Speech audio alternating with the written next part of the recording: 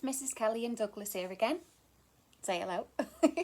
And I'm going to read you another story from the book I read from yesterday, which is Usborne Illustrated Stories. And the story that I'm going to read to you today is called The Dog on the Roof.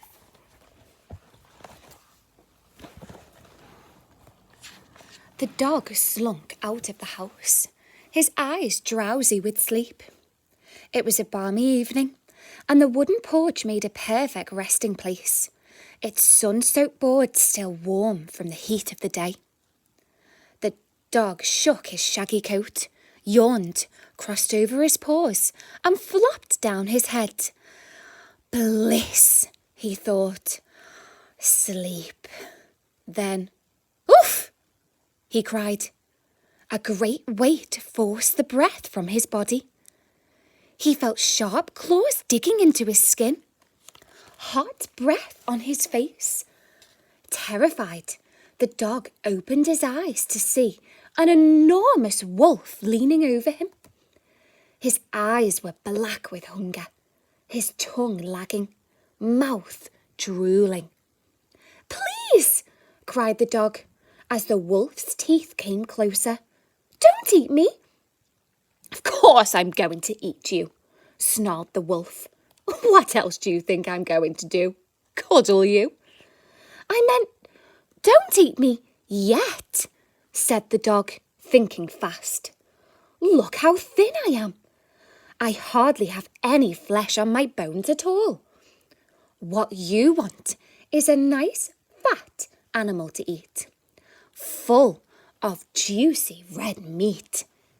The wolf looked around, his paws still pinning the dog to the floor. "I agree. That would be better," he snarled. "But as you're the only animal here, I think I'll just get on with it and eat you now." "But I'll be fatter soon," said the dog quickly. "There's going to be a huge wedding feast. I know I'm going to have plenty of scraps to eat.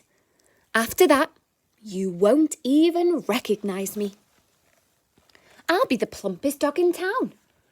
Wouldn't you much rather eat me then?"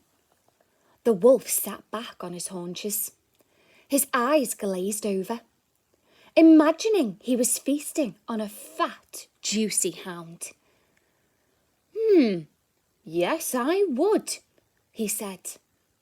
"When's the feast?"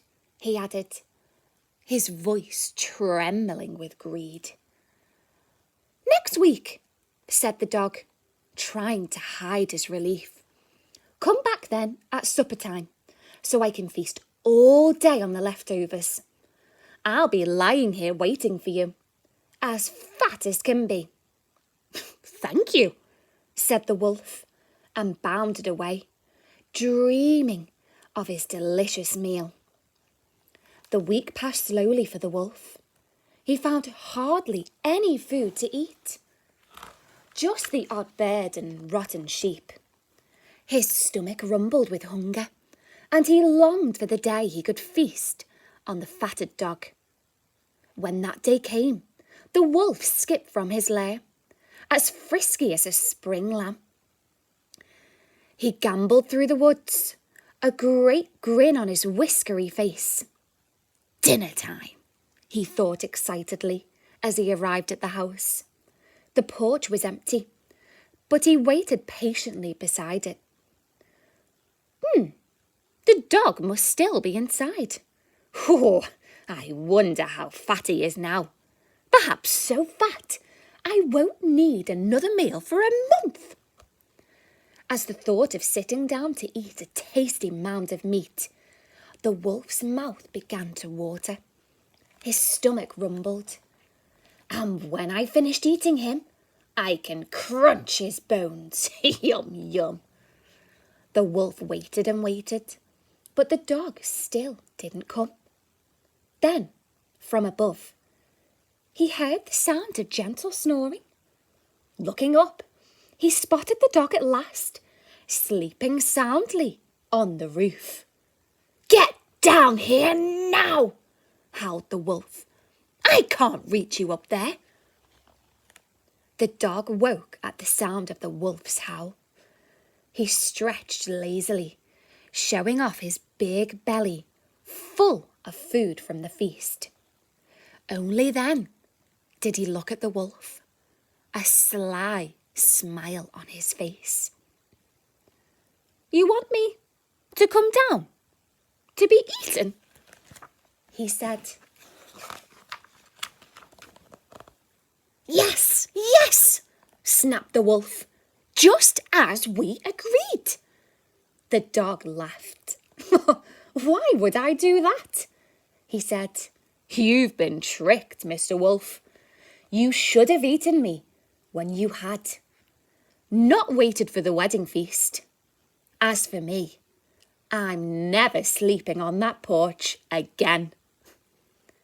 And the moral of the story is, wise people learn from their mistakes. Is there something you can think of that something has happened to you where you've learned from your mistake and made a different decision to the one that you normally would? What about you, Douglas? Comment if you can think of one.